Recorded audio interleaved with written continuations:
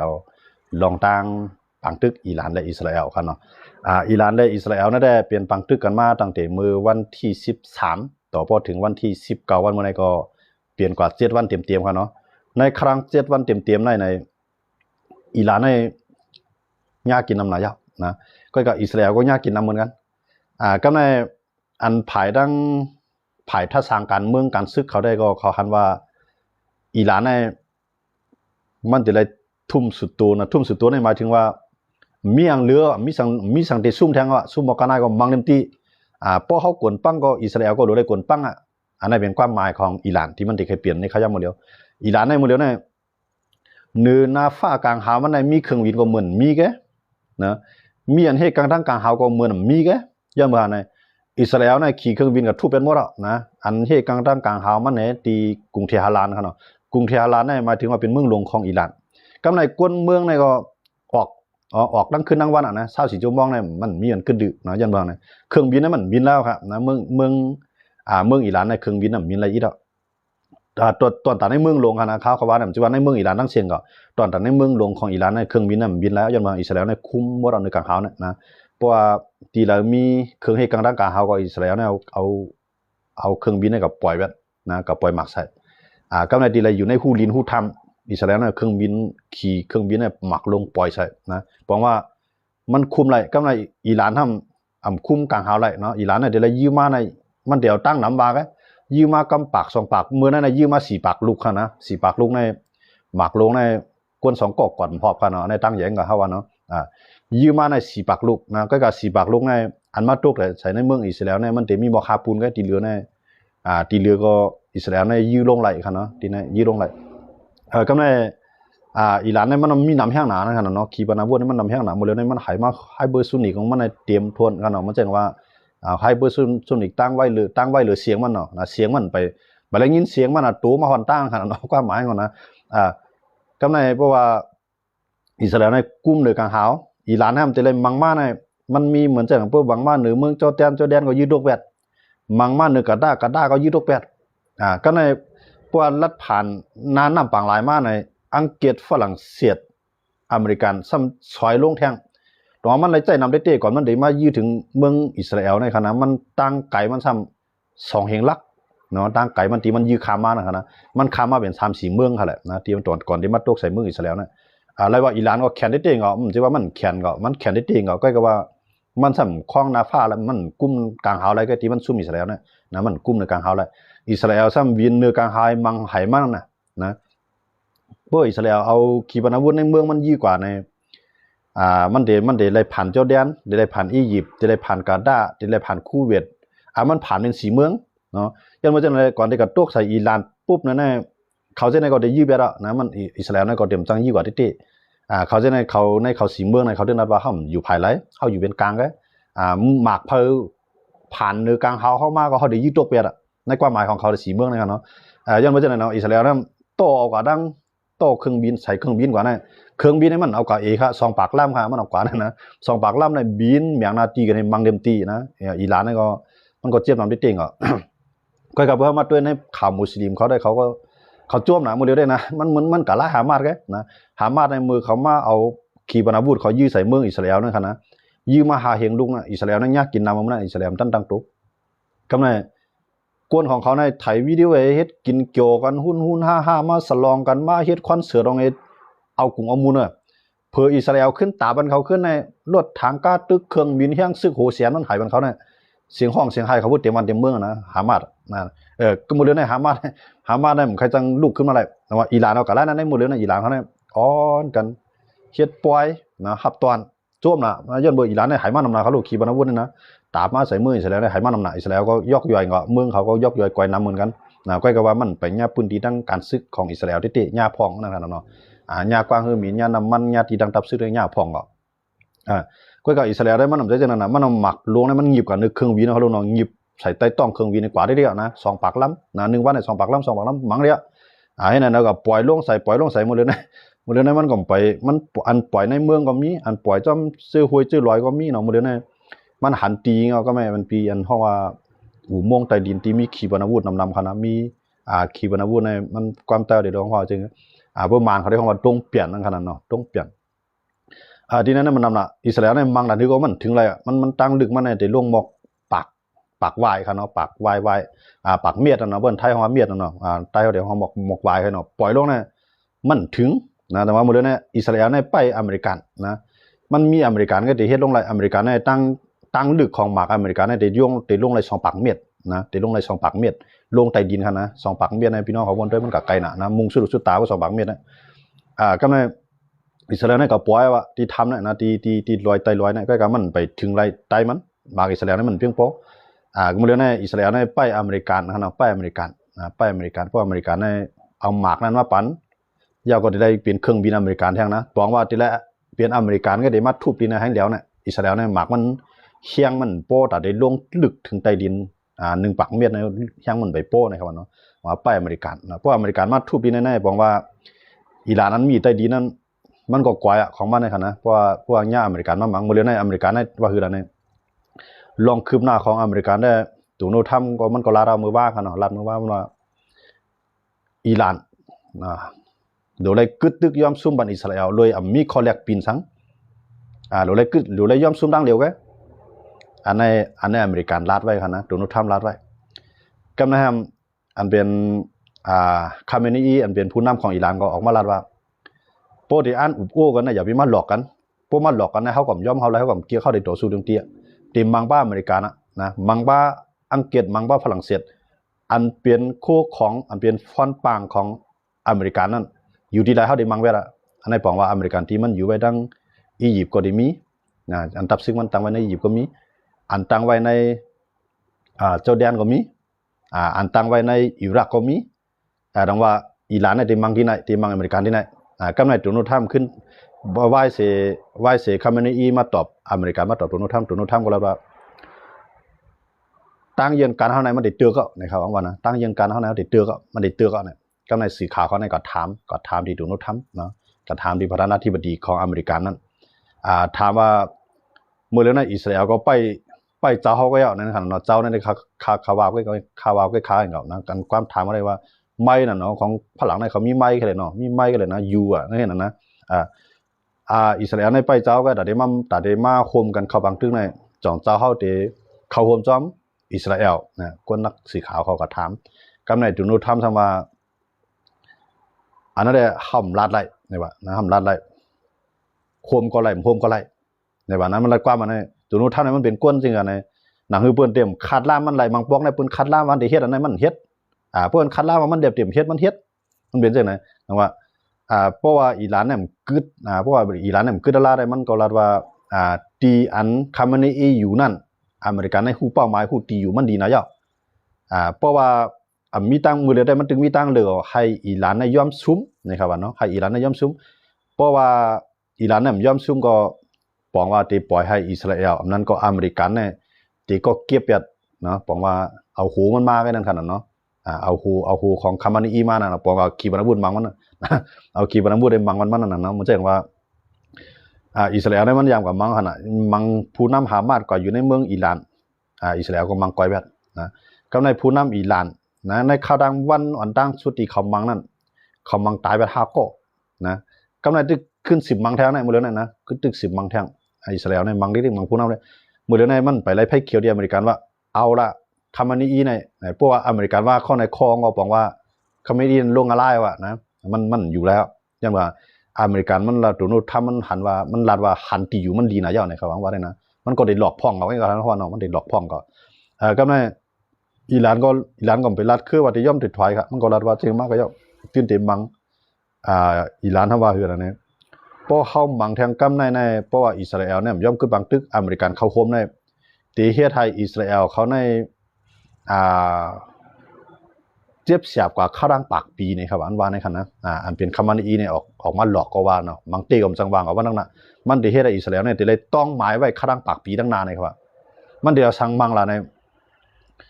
ถอมด้วยแต่อิหร่านเนี่ยมันได้ใจอาวุธชีวภาพนะอาวุธชีวภาพในหมายถึงว่าอาวุธเคมีก็ว่ามันได้เฮ็ดให้กวน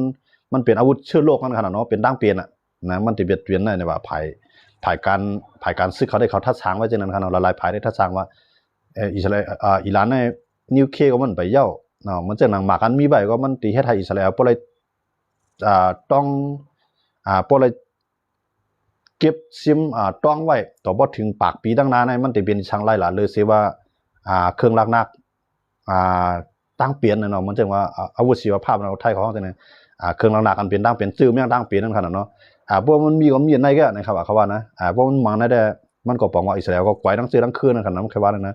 แต่ว่ามันมีตัวไหนนะครับว่าอันกวนตั้งนำได้อ่อนกันทัดจังไหนก็อิหร่านนี่มันลาดก็ว่าเป็นอีสังก็มันลาดว่าที่ประเทศไทยอิสราเอลเขาในต้องไล่ต่อบ่ถึงปากปีตั้งนาพุ่นนะครับว่าลองเจ็บเสียบอันนั้นครับนะอันนั้นเขาเป็นอันลองหลอกกันก็ว่าหยอกกันก็ว่าบางตีก็จังว่าไรนั่นขนาดเนาะอันนั้นได้ด้วยมื้อเดี๋ยวนี้ผายอันเดมาจอยอิสราเอลได้มันอันปืนเผาเป็นทางการได้ไปมีไผสิจุ้มไปมีไผสิเมืองก็อันว่าเดมาจอยอิหร่านในมีอ่ะนะเหมือนเช่นนั้นเกาหลีเหนือคิมจองอึนในพ่อมแต่ได้ส่งทางซึกเข้ามาอยู่ดีว่าอิหร่านต้องได้ไปหับต้องได้ไปพร้อมแต่ได้ปืนปังตึกกวาดล่างนาลินเมื่อเรื่องในคิมจองอึนในทางซึกมันได้ทางตั้งนึงในเอามาที่รัสเซียมันลาดว่าคือล่ะเนี่ยเอามาไว้ที่รัสเซียในเมืองตั้งในมันมากล้าเหมาะเนี่ยมันมาหมื่นหาเฮงหรือมือหาเฮงตายมาตายหมื่นซึกเกาหลีเหนือมาตายดีเนี่ยก็ในตีขึ้นปล่อยมาทางนะตีปล่อยมาทางหัวมือมันก็ตีปล่อยมาที่รัสเซียมันคิมจองอึนลาได้ก็ตีกับจอยรัสเซียในพวกกองวันเมืองรัสเซียอะไรดูเลยไกลกว่านะครับว่านะเขาอ้างของมันเนี่ยมันเล็บใจก็มันเล็บตีส่งมาผ่านรัสเซียเข้ามาถึงอิหร่านจังหวัดอะไรนั่นขนาดเนาะที่นั่นตรงว่าเกาหลีเหนือได้ส่งช่างซึกมาก็กึดปากีสถานเนาะปากีสถานได้มันก็ตีเลยถ่อมขี่พ้องนะปากีสถานได้รัดว่าเพราะว่าอิสราเอลในใจเครื่องล้างหนักอันฮาวเฮียงต่ออิหร่านดิ๊กได้ปากีสถานเนี่ยเดียวนิวเคลียร์ในยื้อใส่เมืองอิสราเอลนะปากีสถานในรัฐนะปากีสถานในรัฐได้จังไงก็ว่าปากีสถานในมันติดลืมตัวอินเดียกลางโขนของไรก็ย้อนบางนะเพราะว่าปากีสถานมังอิสราเอลก็อิสราเอลเลยตั้งอินเดียนั้นเป็นอุ้ยลีกันอยู่เยอะนะมันเป็นอุ้ยลีกันอยู่เยอะก็ในเพราะว่าปากีสถานใจนิวเคลียร์ในอินเดียก็จะนิวเคลียร์นั้นปล่อยวันปากีสถานก็เป็นกว่าไรนะอย่างเมื่อไหร่เพราะว่าเจ้านั้นมาเนี่ยมันได้ตุ้มตื้อดอกขีนะขีก็เรียบเตรียมไปปล่อยให้มันเปลี่ยนขีในลักเหลี่ยมนะปังตึกกำพาลุงภาพโปรแกรม1ก็ดีโปรแกรม2ก็ดีเขเนี่ยมันออกตัวตั้งครับเพราะว่ามังกันจำยอกย้อยเอาในเมื่อนั้นเขในออกอ่ะพวกเขออกมาก็เขจุกอยู่ภายไรภายนั้นเป็นภายปีกอันนั้นมันเขนั้นย้ำให้จังไหนมากครับเนาะยังไม่จังไหนในมือเลี้ยวเนี่ยเขาอันเปิ้นไว้น้ำหนักหนาในไว้ดีเขได้ตรงหนึ่งจ้อมจริงอยู่ลองปังตึกอิหร่านนะมือเลี้ยวได้เขได้ว่าอุปนัย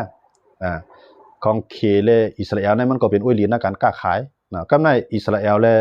รัสเซียก็เป็นอุ้ยลีนในการค้าขายเสี่ยมก้าเป็นอุ้ยลีนในการซึกมืดเข้าตึก IS ที่ในเมืองซีเรียนะในเป็นเขา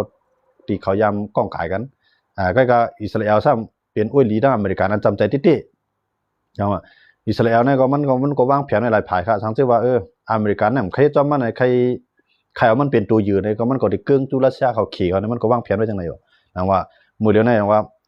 มันใครจันเอาให้อเมริกันในเข้าบางตึกจอมมันก็ตั้งเหลวกันหมดเลยนะมันจังไงนะนึงนี่ก็การเมืองของอิสราเอลเนี่ยจริงอ่ะนะเพราะว่ามีปังตึกในอิสราเอลเนี่ยมันเหมือนจังนั้นเป็นจามินเนทันยาฮูผู้นำของอิสราเอลเนี่ยมันมีต่างผิดหลายเมียว1คนในเมืองมันก็บ่เลือกตั้งมามือก็มันเลยคืนเนาะนะ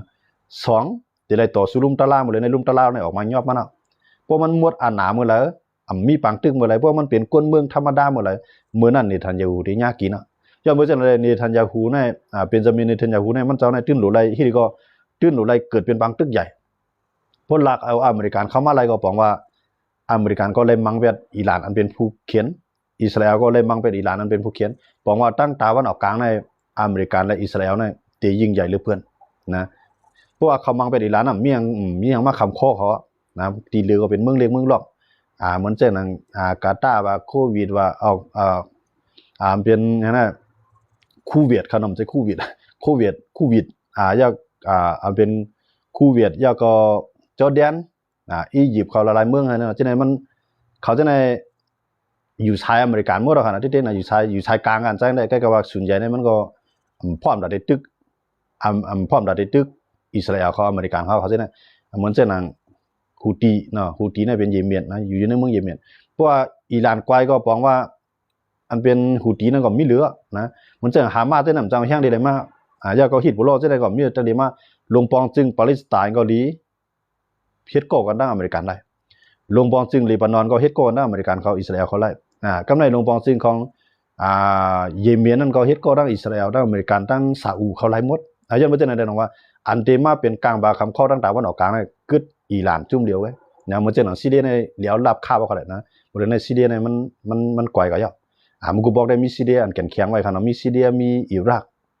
กมีอิหร่านเนาะมันต่างกันจังได๋กำในอิรักก็เขาทุบไปแล้วลิเบียก็เขาทุบไปแล้วอียิปต์ก็เขาทุบไปแล้วเรียกลายหมดแล้วจังได๋โครงสร้างการเมืองเขาก็ในกึดอิหร่านตัวเดียวก็นะผมว่าอิสราเอลในพวกอเมริกันเข้ามาโฮมจอมบังตึกที่ในภายละลายภายได้เขาทัดว่ารัสเซียก็เตรียมพาดเอาแห่งซึกเข้ามาจอยที่ไหนพวกรัสเซียเอาแห่งซึกเข้ามาจอยอิหร่านในมันเดียบังตึกอเมริกันจ้อมพวกอเมริกันเข้ามากันก็เขาว่าเนาะพวกอเมริกันเข้ามาก็ในพวกอเมริกันเนี่ยเข้ามาเขาบังตึกที่ไหนในอเมริกันในที่อื่นแล้วเนี่ยติดทุบให้อิหร่านในย่อมซุ่มบังตึกต่ออิสราเอลย่าก็ย่อมกึดดือลงเครียดเครื่องนักนิวเคลียร์ย่าก็จะได้เปลี่ยนเปลี่ยนผู้นำอันเป็นผู้นำสายมุสลิมก็มาเรียวนะที่ได้ปีนไปที่ไหนเนี่ยที่เป็นเช่นนั้นนั่นเดียวมุสลิมเนี่ยมันเช่นนั้นอายะตะลอเนี่ยมันได้ย่อมนั่นเดี๋ยวเลยไปตัวแถวนั้นขนาดเนาะเพราะมันลัดเนี่ยมันว่ามันย่อมนะปีนี้มากก็ย่อต่อให้เพียนดีเนาะต้องสองภายในภายใดภายหนึ่งขึ้นก็ย่อที่เลยต่อสู้ถึงที่นั่นเลยว่าให้พอชุดเสียงกันนั่นขนาดเนาะก็หมายของมันก็ในรัสเซียพวกรัสเซียเข้ามาพวกอเมริกันเข้ามาพวกรัสเซียเข้ามาบอกว่าอเมริกันในรัสเซียเลยมังคำซื้อก็ในพวกอเมริกันมังในอเมริกันในติดหลักนาโต้เข้ามาติดหลักยุโรปเข้ามามังจอมเนี่ยย่าปังตึกกูผายเอากันนะตีเย็นเป็นปังตึกหลงลุงพาปกคำ3ยังเป็นจังนั้นแหละละลายภายเขาทัดสร้างหันว่ารัสเซียจำเล็บจังเขามาพวกมากก็ได้มาครึ่งกองกลางที่กลางกลางหาวมาแหน่ขีปนาวุธไฮเปอร์โซนิกมาแหน่เจเนเดตจังเขามานะครับว่าเนาะจังเขเจเนก็ครึ่งแล้วนะจังเขามาไฮเปอร์แห่งซึกในเขในแลบเต็มเขามานี่ครับเขาว่าปังตึกปกคำไหนครับนะยังเป็นจังนั้นต้องว่าเฮาเข้ามาด้วยดีนั่นอันใดว่าเปลี่ยนอันก้าวหน้ารองอิสราเอลคล้องหน้าภาคกลางหาวได้คล้องเลยดีนะกันนะในเมืองหลวงกรุงเทพนั้นได้อุปเปิงไรเลี้ยวกันเอาเครื่องบินเข้าขย้ำไหลก็ไรหมดอ่ะนะมันปองว่าอุปเปิงในกลางหาวไรนั่นขนาดเนาะอุปเปิงในกลางหาวไรก็บ่ทุบเป็ดเหมือนจังนั้นอันที่กลางกลางหาวเขาเนี่ยไฮเวดห้องไฟฟ้านิวห้องเครื่องนิวเคลียร์เขาเนี่ยไฮเวดที่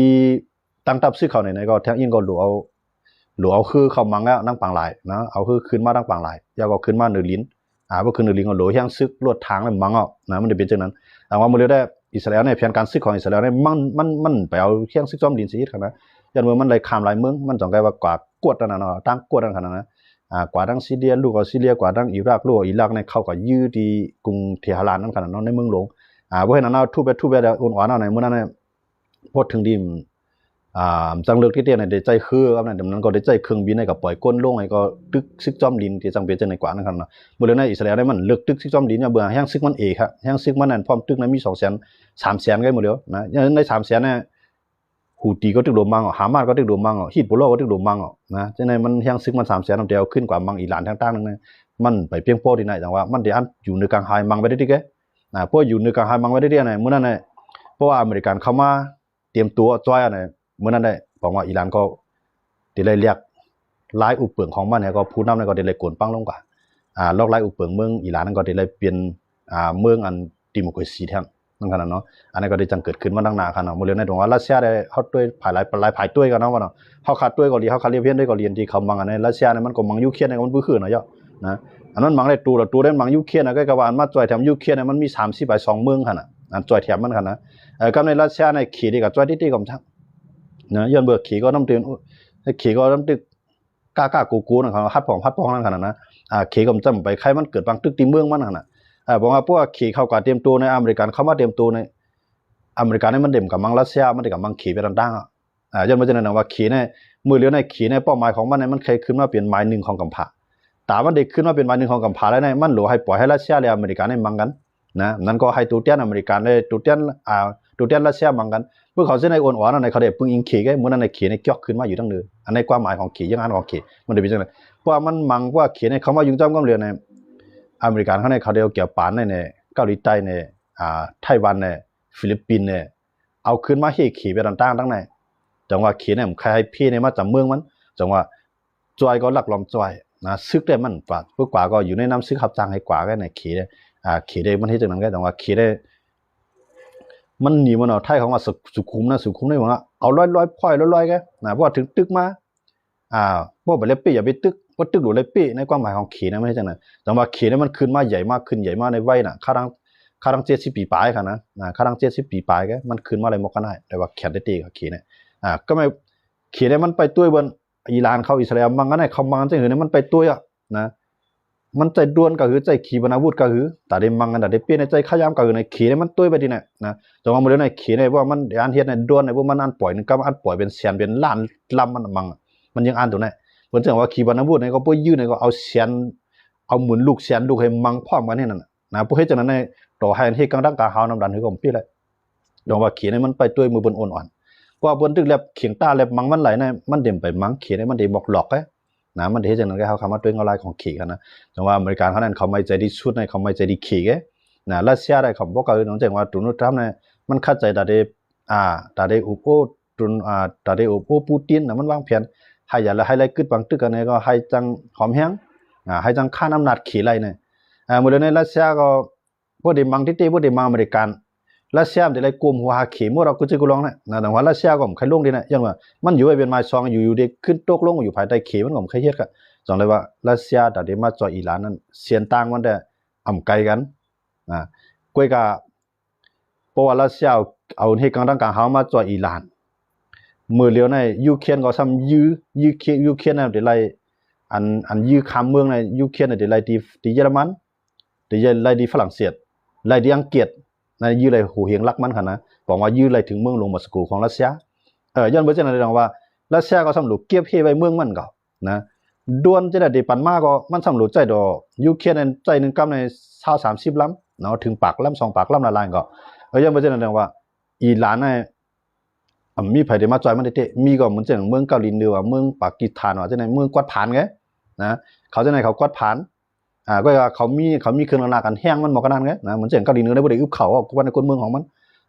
ย้อนบ่จังได๋ดังว่าตาได้มาจอยอิหร่านตั้งแห้งซึกจอมดินได้มีหลายภายก็เอาเครื่องเทคโนโลยีเครื่องบินเหมือนเช่นขีปนาวุธได้มาจอยมันไว้ขนาดจังว่ามื้อเลยในอิหร่านในปดตัวได้มื้อเลยได้ในขยามปดได้มันตึกเขียงตาอะไรนะพวกขยามยาวได้ผู้อิสราเอลทุบ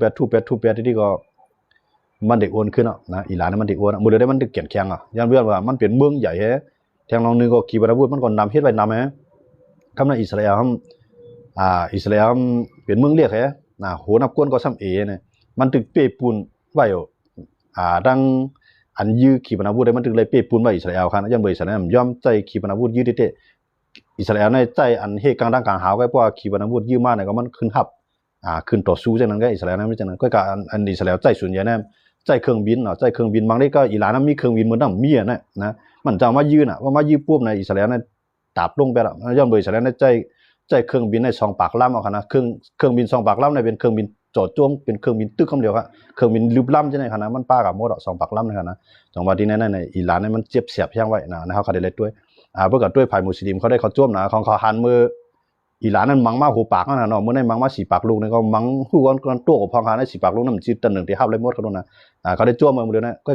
พวกอิสราเอลนั้นใจหยานโอ้มังแวดเตียนลูกขึ้นที่เลมมาอันเฮกลางเขาอยู่ที่แล้วเอาเครื่องบินขี่อะไรก็ปล่อยลงแบบปล่อยอยู่ไกลๆปล่อยใส่เองก็มันสิว่าก็คืออันนื้อมันนะอยู่ไกลๆปล่อยใส่เนี่ยกำลังอิหร่านทำมีเครื่องบินจังมาเพราะว่าเอาเครื่องบินมาปุ๊บอิสราเอลฮันตี้อิสราเอลก็หายเรียบแบบมื้อเดียวนั้นมันอันอิหร่านเฮ็ดไรเนี่ยเอาออกมาไต่อุโมงค์เนาะไต่ลีนะมายื้อพอยื้อยาวก็ขึ้นเขาขึ้นออกมายื้อทางลำนี่นะเขาใจว่าอยู่ในลีนะยื้ออะไรเตี้ยๆมื้อเดียวนั้นก็อยู่ในลีนะอิสราเอลนะหันหมดนะจังมาอเมริกันในปันลาวเทียมนะปันลาวเทียมว่ามันลูกตีไหลมาปันพิกัดมันเนาะปันปืนตีมันอิสราเอลก็ด้วยดีในอยู่ในห้องเห็นมังก็มันส่วนนึงเอาเครื่องบินกับมังถามว่าอิสราเอลมันย่านนำหาในเบิดก้นเมืองมันว่าได้ย่านนำนะเพราะว่าต้องการซึกแต่อิสราเอลเนี่ยมันไปยบย่อมทางที่เบิดจากนั้นอิหร่านเขานะยันบ่นั้นอิหร่านเนี่ยมันย่านนำหนาเยอะเพราะว่าตั้งเนอร์ลินว่าเนาะเนอร์ลินมันจะเหมือนเนอร์ลินเกาหลีใต้ลินเกาหลีในเมืองของกรุงเทียรานมันจะหนังขี่ก็จี้สังกวนออกหมดเขาเรียกว่ามันนะรัสเซียก็จี้สังกวนออกหมดละลายเมืองอันกันจี้สังกวนออกหมดอย่าไปอยู่ว่ามันจะหนังพ้องต่างน้องเมืองเขาได้มีเขาด้วยเนาะกุ้งส่วนในวันเดมีไปทางผายมันเมืองผายมันออกหมดนะจะหนังในเมืองอิสราเอลบางผายก็ในเมืองอิสราเอลได้มันตึกขี่เครื่องบินไรนั่นนะมันตึกขี่เครื่องบินแล้วอิสราเอลได้เอาเครื่องบินออกไรนะก็ว่าเขาก็อิสราเอลก็ปีของเขาก็กำนำได้อิสราเอลได้มันจับไปเหมือนจะหนังอียิปต์เขาใน เอาเข้ากันในอียิปต์เอาเข้ากันในจอร์แดนเอาเข้ากันในกาดาเนี่ยเข้ากันทั้งนั้นต่างๆนั่นขนาดเนาะจังหวะในล็อกไลน์โต้กวนของอิสราเอลนะจังหวะตั้งสองฝ่ายนะเมืองไทยก็กวนเมืองไทยก็อยู่ในอิหร่านก็มีพ้องนะก็การอยู่ในเมืองอันก็อยู่ในเมืองอิสราเอลในกวนเมืองไทยเนี่ยมีอยู่30,000นะ30,000นี่ก็บอกว่าออกกันได้เรื่องกว่าบ่เลยนะออกกันทั้งออกกันทั้งอียิปต์เนาะกำลังได้ออกกันทั้งจอร์แดนออกกันทั้งอียิปต์ออกกันทั้งกาตาร์กันเนาะแล้วก็ขึ้นขี่เครื่องบินที่นั่นกว่าขึ้นเมืองไผเมืองมันนั่นขนาดเนาะลองตั้งอันที่ลองคืบหน้าปังตึกอิหร่านและอิสราเอลได้หลายๆก็เจออันว่าปัญหาอิหร่านเนี่ยเฮาได้เฮาปัญหาภายใดก็เฮาเลยกินเอาจ้อมมันขนาดนะปัญหาอิสราเอลก็เลยกินเอาจ้อมก็ว่าเฮาลองเป็นตีมาลาดก็เฮาลองเป็นตีมาลาดมันสิว่าเฮาจะผักอะไรภายนึงเฮาจะผักภายใดก็เพิ่นก็มาเลี้ยงเขาอยู่ยาวคั่นนะก็เฮาก็ถ่อมด้วยเบิ่นะเหมือนจังว่าทั้งฝ่ายมุสลิมเขาอันเขาเป็นขาวเฮาก็ด้วยเขาน่ะมุสลิมเขาแล้วก็ด้วยเขาบ่ก็ด้วยได้มันเป็นอิสราเอลหลายๆซุ่มน่ะนะเขาใจทางพ้องลาในใจ AI ในเฮ็ดนะเหมือนจังว่าเบิ่งนายกย่อยหมดอ่ะนะก็มันเป็น AI มันเต็มตีขนาดนะถามว่าจังมันมีลองรู้ซุ่มอันนี้เนาะมันมีลองรู้ซุ่มย้อนเบิ่งอิหร่านก็มันใจกระจอกมันคั่นเนาะมันใจเรียนๆมันก็มันก็มีเอียนเฮียงเนาะขีปนาวุธมันก็นำเต็งครับนะจังว่าก็มันซุ่มอิสราเอลมันซุ่มอยู่ตั้งเดียวก็อิหร่านน่ะมันซุ่ม1ตั้งกลางหาวนี่มันคล่องไรนะมันกุ้มกำไรกำในอิสราเอลซ้ำกุ้มกำไรตั้งกลางหาวเนี่ยที่ไหนมันเปลี่ยนอันเปรียบปูนกันกำในอันอยู่ตั้งหลัง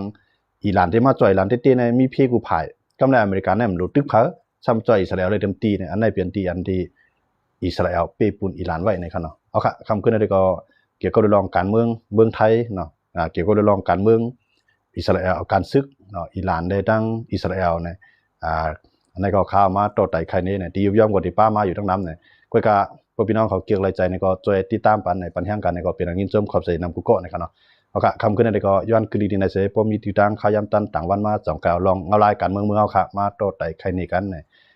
คำขึ้นในก็ยินจมขอบใจน้ำที่พี่น้องเขามาปัญหากันในกันเนาะเอาค่ะไม่สุ่มกันกุโกะจะดีเข้ามาปัญหากันในคำขึ้นในไม่สุ่มค่ะลองไต่เลยขี่ประลองรู้ใครในพ้องค่าในกันเนาะเอาค่ะอันนั้นได้ก็ลึกมาขายามก่อนนำมาเนี่ยเพราะว่ามีขายามตันมือผูกมาติดตามกันไว้ครับเนาะ2ให้ขึ้นทบยากันทางลองเมืองมือผูกมาได้มีเหมือนจะนางเกากลางตั้งผีตกลงไรใจกันตาเต็ม10ตึกกันว่าตั้งหน้าครับเนาะยาก็เทียนเอาเอเขาอันในต่อสู้ตั้งน้องเขียวเสียได้เนี่ยมือผูกมาเฮา2ไกลขึ้นมาทบยากันแทงในครับเนาะเกจูปังญีอาเป็นเอบาเดอติปิญญาญาได้ในครับเนาะเอาค่ะยินจอมค่ะที่ไล่ปิญญานำกัดจอมกันก็เป็นยินจอมขอบใจน้ำครับเนาะคำขึ้นได้ก็ขอความมันพี่น้องเขาเตรียมต่างมาที่ตั้นไล่ออกเสียงเสลาดออกกับป้าเนี่ยก็ยอมน้อมครับเนาะที่เตรียมมันพี่น้องเขาเตรียมมาในค่าอ่านกวนครับก็คือว่าค่าซ้ำตึกลาดอยู่ค่าได้การอ่านออกเสียงแล้วก็มันเดเปลี่ยนอันมันสุกออกเฮามังเมียวนั่นครับเนาะมันจะเฮาได้ลาดอันไหนเฮาซ้ำตึกอ่านอันไหนเนี่ยมันได้เฮ็ดให้เฮากึดมันเตรียมติดตามกันเนี่ยอันนี้ก็ยิ้มยอพี่น้องเขาได้ปลองใจบ้างครับเนาะอันที่พี่น้องเขาเตรียมมาในค่าอ่านกูคอครับนะอ่านกูคอมเมนต์ที่พี่น้องเขาคอมเมนต์มาอันดีก็ป้าอันดีก็มีเนี่ยนั่นเป็นสภาวะของมันครับเนาะหลายเมืองคาที่ไล่ในครับเนาะอันกำนำได้คาไล่สวดในกำนำได้มันเป็นขยามเมืองไทยครับเนาะขยามเมืองไทยมันเป็นหมอกเปียดมองครับเปียดมองลึกน่ะก็หมอกเก้ามองฮะนะเปียดมองครึ่งนะกำนำได้มาขยามในครับเนาะอันนี้ก็ปองแรงของพี่น้องเขาติดตามปัญหากันมาในครับเนาะตึกเสลาอยู่ถอมข่าวนะครับเนาะเอาค่ะยินจมค่ะที่ไล่ใจก็ที่เกียกสูงค่ะเนาะยินจมขอบใจนำกูก็ไม่สูงกันนอนรับพันดีกันกูก็เสกัมไม่สูงครับยูเคียนรูปเป็นหื้อเนี่ยเอาค่ะต่างวันเฮาค่ะ2ไงมาลาดน้องยูเคียนค่ะเนาะคำขึ้นได้ก็ย้อนขึ้นดีที่ไหนก่อนค่ะ